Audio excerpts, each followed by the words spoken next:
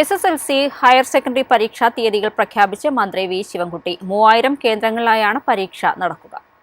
March 5-ന് SSLC പരീക്ഷ ആരംഭിച്ച് March 30-ന് പരീക്ഷ അവസാനിക്കുമെന്ന് വിദ്യാഭ്യാസ മന്ത്രി വി ശിവൻകുട്ടി അറിയിച്ചു.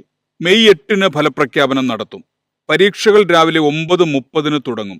IT മോഡൽ പരീക്ഷകൾ 2026 ജനുവരി 12 മുതൽ 22 വരെ നടക്കുമെന്നും മന്ത്രി അറിയിച്ചു. 2.25 ലക്ഷം കുട്ടികൾ പരീക്ഷ എഴുതും. Higher secondary, vocational higher secondary ഒന്നാം വർഷ പരീക്ഷകൾ 2026 മാർച്ച് 5 മുതൽ മാർച്ച് 27 വരെ നടക്കും. Higher secondary, vocational higher secondary രണ്ടാം വർഷ പരീക്ഷകൾ മാർച്ച് 6 മുതൽ 28 വരെ നടക്കും. ഒന്നാം വർഷ പരീക്ഷ ഉച്ചയ്ക്ക് ശേഷം 1:30-നും രണ്ടാം വർഷ പരീക്ഷകൾ രാവിലെ 9:30-നും ആരംഭിക്കും. വെള്ളിയാഴ്ച രാവിലെ 9:15-ന് തുടങ്ങി ഉച്ചയ്ക്ക് 12-ന് അവസാനിക്കും.